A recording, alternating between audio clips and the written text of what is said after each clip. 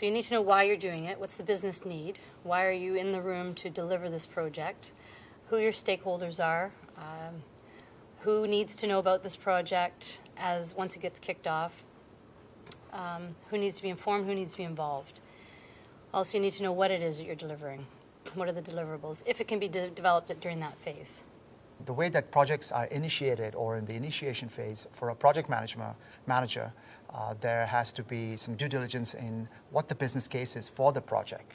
As in, there's an idea creation and preliminary assessment. The project manager works along with the business just to make sure that that's completed. Once that is completed, we then go into a project charter. A project charter, as you know, is an agreement between the business sponsor and the project team. Some of the things that go along with the project charter are, for example, the scope, because scope is very important, and that has to be defined in the beginning. And with the scope, you have two important ingredients, which is the budget and the schedule. The three things that are extremely paramount in the initiation phase of any project is, from a project manager's perspective, you've been given or you've got a chance to review the project charter. So from the project charter, what should be documented, or if it isn't documented, you should, from a very high level at the beginning of the project, understand what assumptions have been made and what the immediate constraints are that have been identified thus far.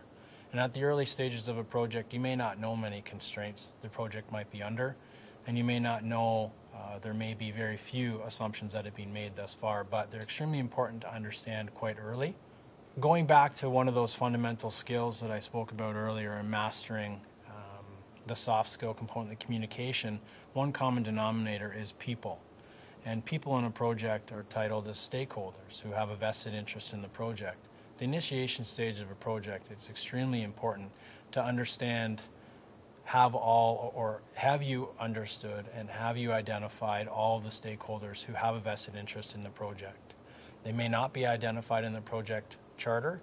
You'll understand that the project sponsor or a steering committee team or a high-level project team's been identified, but what are some of the other stakeholders who have a vested interest that either have a positive or a negative impact on your project, should be understood right at the onset in the initiation stage.